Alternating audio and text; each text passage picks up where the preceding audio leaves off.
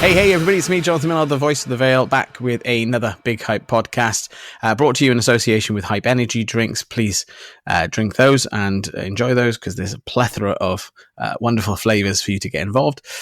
Bravos, boxing gloves and equipment. Protect yourself at all time whilst wearing Bravos, and please support our charity of choice, the Boxers in Need. Just £12 a month, straight from your account to theirs, and that will help boxing clubs and boxing boxers, retired and active, with things that they need help with getting over the line. But ladies and gentlemen, distinguished guests, it is now time to introduce my guest today, all the way from Luton. Please welcome Sam King. Hi John, how are you? How you doing, mate? You all right? Yeah, good, man. Thank you so much for coming on the podcast. I really do appreciate it. I know it's a late one for you as well tonight, so thanks for jumping on with us. Thanks for having me. Hey, it's my pleasure. You're going some places, and I wanted to capture your story before anyone else really had a chance to. I know that sounds a little bit zealous, but I'm going to beat them to it. So I'm going to say that actually I'm the first guy that introduced you to everyone else, even though lots of people know you already and you've been on some big cards. But we'll come to those in a moment. So I'll ask you the same question I ask everyone else on the podcast, which is how and why did you get involved in boxing? It's sort of like it's not a crazy, like a massive story or anything. It was just simple. My older brother had a little bit of trouble in school. My dad took him to boxing just to basically, teach him sort of self-defense and confidence more than anything. It was more or less for confidence. Mm-hmm. And he brought me along with him. I was about 6 or 7 years old when he brought me. And I didn't stick at it for too long. I just went with my brother. And then from about 9 years old, I just stuck at it from there. Like I got back in the gym properly. I was obviously only 9, but I really, really took to it. And my brother didn't enjoy it as much as me. So I just carried on and then, straight into it from there. So those early days were both of you on shows, both of you boxing in the amateur side of it? He didn't have any amateur fights, but he just literally did it for the confidence. Okay. I had my first amateur fight when I was about 12 years old. So I was the only one to box. That sounds about right. But I know some kids do it a bit younger. Again, it's all down to your confidence, your preference, and like you say, you chose to do it at 12. You could have waited another year. You could have probably done it a year before or something like that as well, I guess. Yeah, exactly that. Yeah. So you had a bit of an amateur career then. How many amateur fights did you have roughly? I had 57 amateur fights, and I won 49. So I had a decent really good career. Thank you. Yeah, it was good. I got into Team England at 15 years old. So I boxed quite a few countries, and had a few other countries come to England as well. And it was a good amateur career. I really enjoyed it. It was wicked. So there's plenty of opportunities there for you as Team England to travel, as you said. Any countries that you remember jumping out at you? Yeah, I went to Italy. That was one of my favourite countries to go abroad to. Now as a holiday, I went there twice and fought twice. I won there twice. I went to Sweden, Denmark. We boxed Ukraine here. All the Wales, Scotland, those countries. Denmark, Germany. Yeah, I went to a few, but it's hard to remember all of them, But I did go quite a lot of countries. It's like a list. You could just keep checking them off as you go along. It's like one of those maps you scratch off on the wall. You're sort of like, I've scratched off that one. I've boxed in that one. I've boxed in that one. That's actually a really good idea. Actually, where did I box?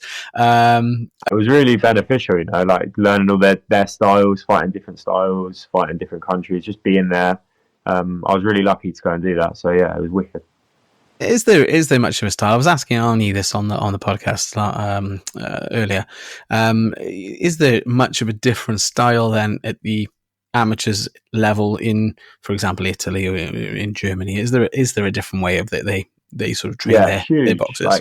Every country has a different way of teaching, I'd say. Okay. And obviously you're taught, say we're taught certain styles, a typical Great Britain fighter or an England fighter would be, upright, long 1-2s, they say first and third, or second and fourth, which is attack, defend, attack, and just sort of that. Whereas say Ukraine, for example, when I boxed them, he was just front foot, 100 miles an hour, really good footwork and movement and angles, but it was a completely different style, you know. And yeah, I'd say every country has their own style. Like every single country is a different sort of teaching for fighting. Boxing is different everywhere. Yeah, well, that's good, because I mean, I was asking Arnie about the sort of UK, US style. He said there was a bit of a difference between the two. He'd been on that transatlantic challenge with Spencer Oliver and Roy Jones Jr. So it was just I was just interested to know, because I've been watching a bit. I've been trying to catch up. I'm so behind on some things. I was trying to catch up on the World Boxing World Cup, the WBC Grand Prix, stuff like that, and I'm watching it because I've had a couple of guys on this show and I know they won, or the one guy won and the other one didn't, but it's just I was just watching that and I was going, this is just great, because there are so many different styles, and I just thought it was individuals, but now you say that, actually that makes a little bit more sense in some of those fights that I saw, how the Ghana fighter was fighting against the Mexican. That was the first one on the middleweights, and then there was obviously Irish lad, Ryan Paul, who's been on the Paul Ryan, who's been on here, boxing off against a chap from Ghana. Was it Ghana? He got a stoppage, didn't he? Yeah. Well, no, he didn't. He got a knockdown. He did go. He wasn't going to get unless he knocked him down. The Ghana in the first fight got stopped controversially. Not saying that the judges got it wrong, but maybe the referee got it wrong. Definitely. Sorry, I didn't say that out loud. But there was a stoppage, and then the other one went to the distance, but it was no, he wasn't going to pull it back, and that was a Moroccan fighter. And again, there's different styles and different techniques, and I just put it down to it's individuals and what they learn and what they have.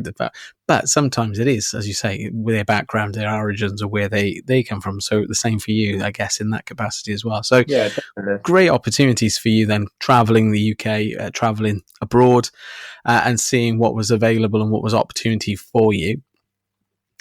How did that help you transfer then into the pros?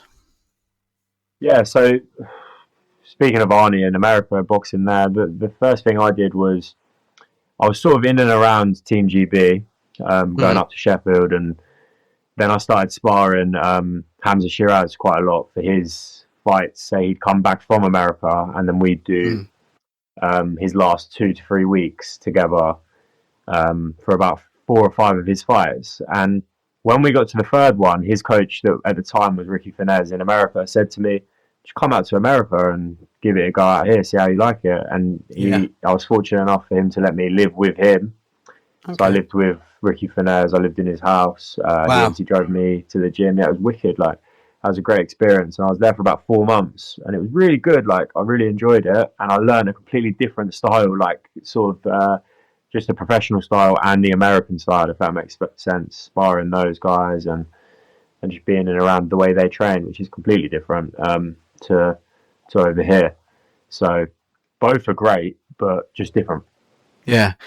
Are you finding a way then of meshing those to become exactly the boxer That's you are? That's exactly what I'm sort of doing. Like, I wanted to, so I was really, really fortunate to be there, because I learned so many things from, like, just simple things, drilling, like my elbows in, my hands up, like a completely different sort of like shape of how I box now compared to how I did as an amateur. So I drilled all these things for months when I was there, and sort of learned how to fight on the inside. That was more or less what I'd learned over there. Everything was inside boxing, and I've come back over here and now I use both. I do the inside fighting and the outside fighting, and I'm in a good place here at the Peacock Gym. So yeah. So Peacock Gym is a well-known and well-respected gym to be boxing out of anyway. So just remind me again, the Hamza Shiraz thing was before you turned pro or after? So you turned pro, yeah. Just before you pro. So you turned pro in sort of my inspiration to turn pro. Like I was there. I went to America. I really enjoyed it, and I thought, I don't want to carry on boxing as an amateur. I may as well just turn over now. Like I've done as much as I needed to do as an amateur, and learned what I needed to learn. So it was time for me to go and turn over. Did you ever think when you first started boxing at 12 that this would be the opportunity, this would be the route, and things would become the way they have for you? I didn't think it would be as I wouldn't say planned out, like, because I'm in a great place now and I'm really happy that I'm here. And I didn't think it would be, and I don't want to say like easy or simple. I'd use the word simple because it's not been easy, it's been hard. But it's sort of is simple. And I'd say that to anyone watching, like, I set a goal out with Billy Schwer, who's a former world champion from Luton. He used to come round and sort of mentor me and talk to me. And we made a video when I was about, I don't know, 13, 14. I've still got it. I have to find it one day.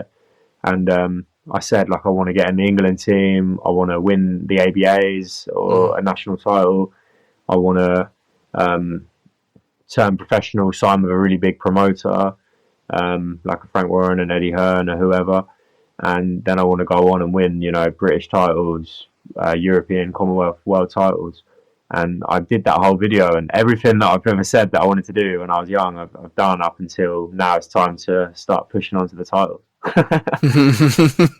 So there's been a tick box exercise that you did when you were 12 and 13. I want to be an ABA champion. Brilliant. Check. I want to travel the world. Check. So that's going off.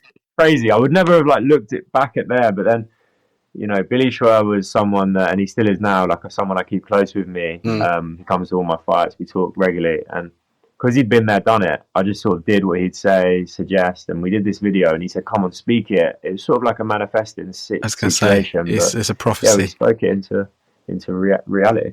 Yeah, it's a prophecy. It's you've spoken those words.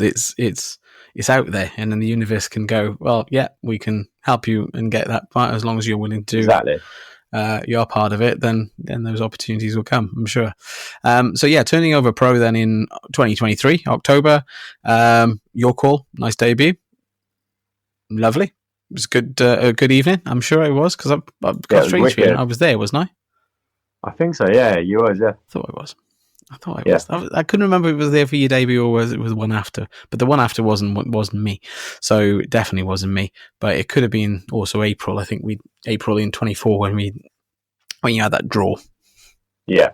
We won't talk about that. That's okay. Like, I'm okay with that now because obviously I've reboxed that guy. I've got that win. Yeah. And I know it was the hands that obviously played a big part into that. You know, I broke them, so you can't do a lot with two broken hands. It was what it was, and perhaps, you know, hindsight is that brilliant thing where you can kind of go, I shouldn't have done that, but at the same time you were like, oh well, I've got people relying on me, and things happen, and you know, injuries happen, and that's what happens in those situations. So yeah. But yeah, you started off your career. We started off. You were on the Copper Box as well, on a big show as well as your second fight. That was that the Atami, Carol Atami one fight? That was Hamza Shiraz's. That was Hamza Shiraz's. Liam Smith. Sorry, I've said that wrong. He didn't fight Liam Smith. Who's Welsh? Liam Williams. He fought Liam Williams. I said Liam Smith because I'm thinking of Liam Smith. That's all right. I knew you meant. I was thinking the same. I was going, is that the right name there? He fought Liam Williams, and he got an early round stoppage. Yeah, and I think that's kind of, unfortunately, Liam, I think, is retired now from the sport. So, yeah. He's a great fighter, though, Liam. He's a great fighter. What a brawler as well. Yeah. He's a good lad as well. I've chatted to him a couple of times as well. He's a great guy. Yeah. So that started the career. Started off well. You started on bigger shows. Came back to the Your Call. Your Call seems to be your baby. Your home from home in this capacity. Luton's just down the road. It's a classic for the boxing, and the reason I suppose is I just jump at anywhere I can fight. So when it comes up, I go. But it's easy for Luton basically support to get there.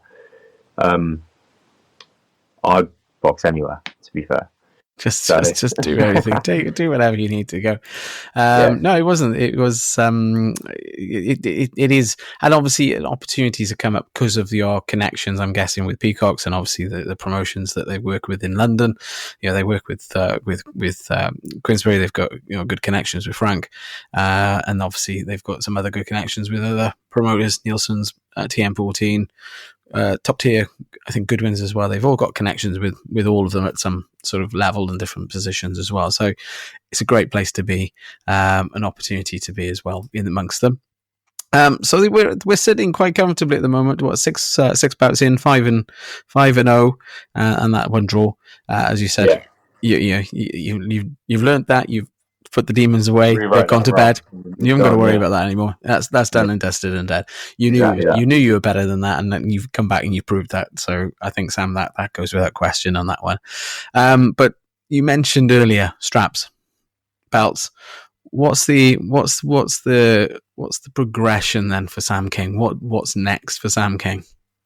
So the way I'm looking at it, and the way I've sort of me and Martin Bowers, my manager, we're looking at 2 more fights before November, and then from next year pushing on.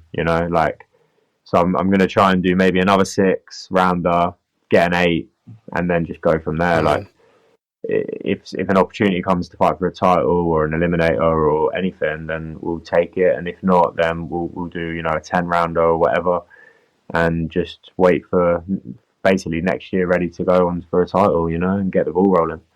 That's basically the plan.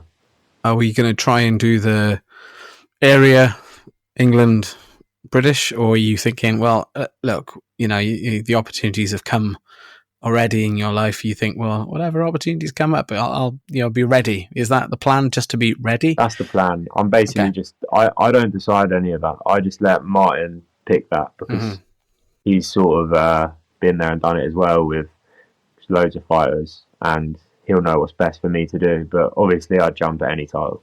Yeah. Is there one that you particularly, sort of domestic level, that sort of jumps out at you? Or is there one that you think, I wouldn't mind getting that one? It's not domestic, but like the classic British title, that's obviously, that's a classic. But look, I think anyone that's won a British title is just a really great fighter, and I'd love to, have that. And then, to be honest, after, that's where I want to go, and then from there go and do more. But I want to win a British title. I'd be happy to win a British title.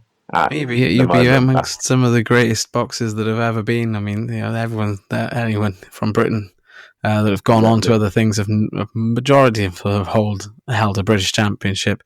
Maybe not the full, the full thing, and they retain it, but they certainly held it for at least 2 fights normally. That's exactly what I'd like to do. I want to win the British title and then just go on and say my gym mate Denzel. He's won the British title multiple times. He's defended it before. He's now the European champion, and he should be fighting for a world title again. He's already boxed for one once, so he should be fighting for another one soon. So that's sort of someone. Denzel's a tough cookie. I'd aspire to get somewhere like that. He's someone that we all look up to in the gym.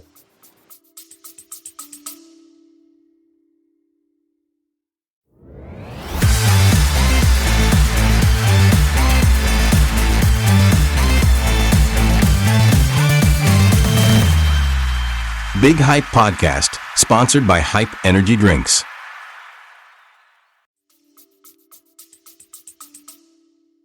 That's good, because Denzel is doing phenomenal things, with what he's doing, and not just inside the ring, outside the ring as well. He's on commentary quite a bit as well, and he's happily to be involved in chat. I mean, we've chatted a couple of times like ringside at shows as well, so it's always good to catch up with him as well and see what he's thinking. He's I suppose like an encyclopedia kind of type of guy, because you can talk to him, and he knows most people, and he knows what's going on with them as well. So he's one of these boxing people that you can have that conversation with. So I understand that respect as well to him. So good on him. But so that's you'd like to emulate. That's the word. Emulate. That'll do. that success. And obviously the British Championship. After that, obviously Europeans, Commonwealths. Yeah, European, Commonwealth. Like they're not like a million miles away, if that makes sense. Like they're far away. You need to do what you need to do to get there. But when I say not a million miles away, I mean there's a lot of lads that I'm in the gym sparring with, a lot of lads that I'm looking at and I'm around that are Commonwealth champions, that are British champions, that are close to world titles. So it's like yeah, like it's right sort of there, and you just got to do what you got to do. Go and train every day, get better every day, put the work in, and then hopefully, And yeah, if get the you're rewards. and if you're around those people, then it's going to rub off on you, isn't it? You're boxing at a certain level again.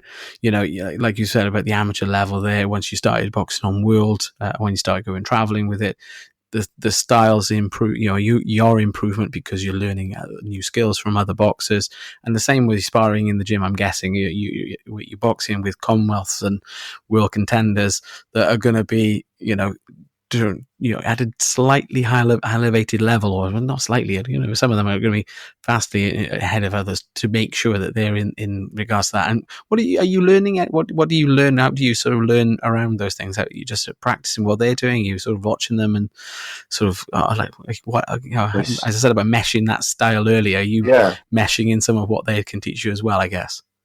I think it's just like being around. If you're in a gym with and surrounded by people that have been there, done it, or doing it at the time, we're all doing the same things. You know, tomorrow we all do slightly different things. Like say I'm from Luton, so tomorrow when we meet at the gym, I've got to go travel to. We're all traveling from somewhere and making the journey to the gym in the morning. We're all going to do the same training, the same running, the same, sparring, and say sparring Denzel, like he's obviously already done the things that I've said. Like I just said, I want to win the British title. He's done that, and that's only great sparring for me. Like he's done it, and that's what I want to do.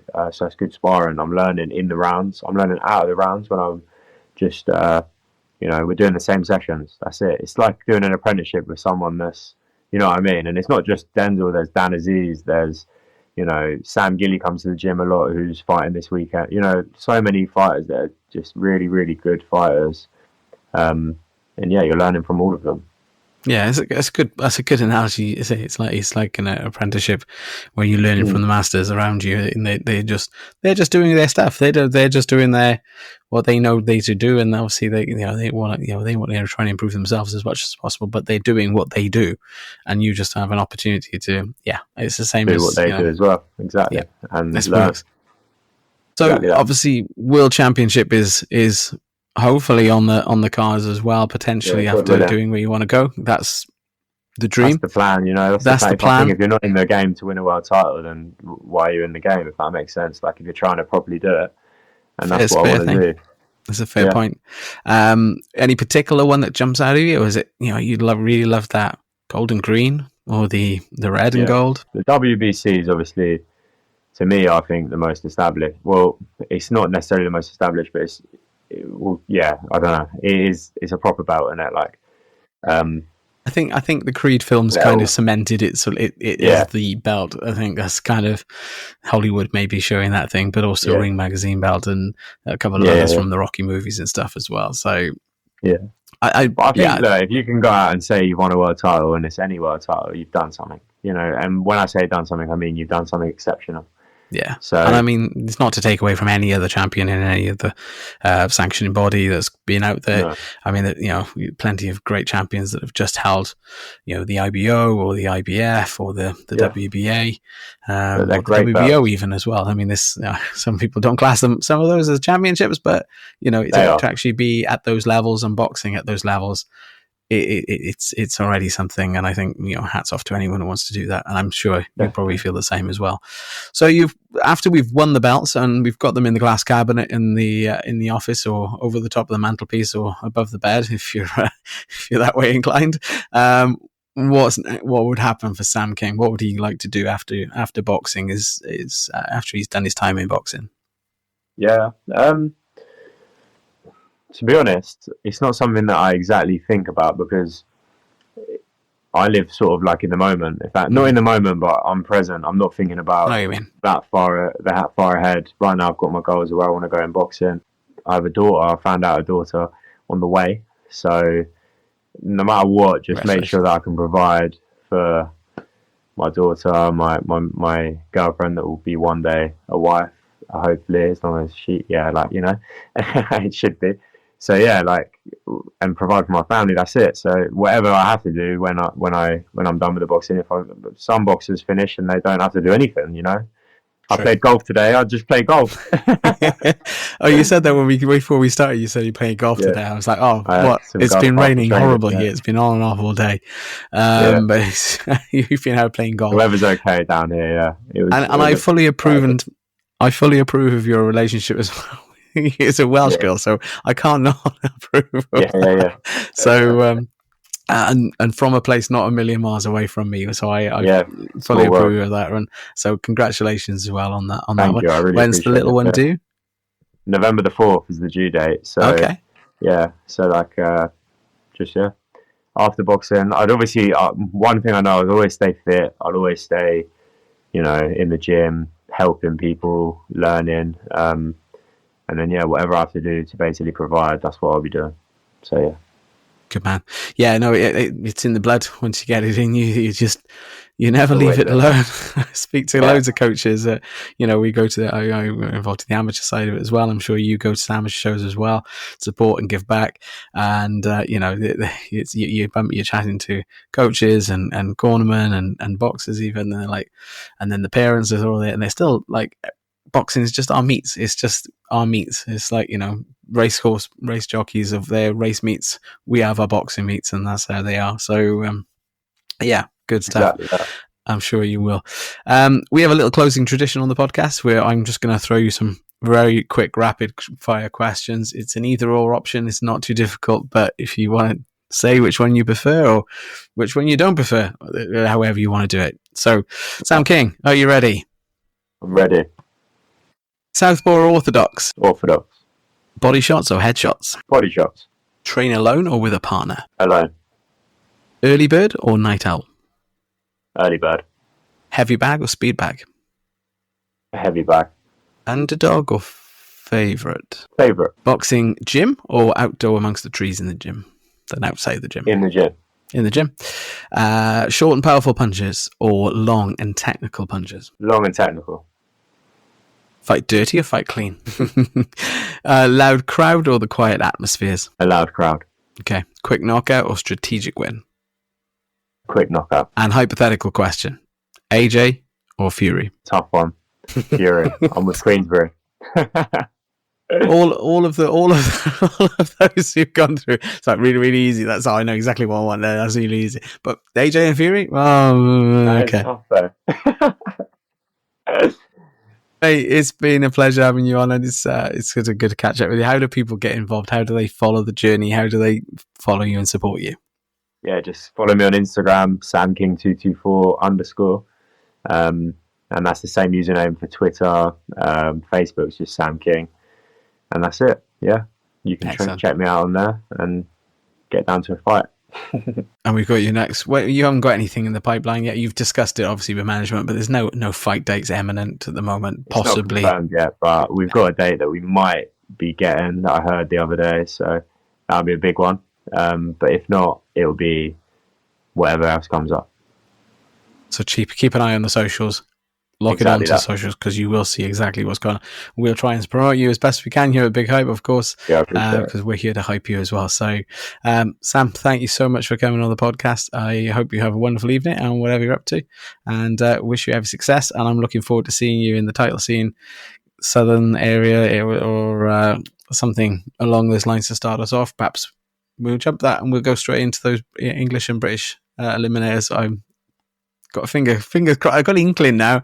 I've got a tinkle now. It's like, oh, the spidey senses just went off. It's like, oh, hang on, perhaps I shouldn't say that one, because that one might not happen. There might be something bigger and better from your little thing that you've given me. So, Sam, I wish you every success. I look forward to seeing you. I really appreciate having you on as well, mate. It's been my pleasure, and thank you for supporting us as well. All right, take care. Have a good evening. All right.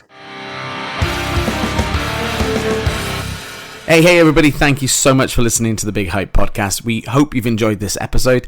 And really, I just want to ask you personally, if you could just send this on to a friend. Send it in their text, to their socials, to WhatsApp, whatever. However you get it to them, just get it to them. I'm sure they'll appreciate it, and I certainly will appreciate it. So thanks again for listening to the Big Hype podcast, and thank you again for sending and sharing.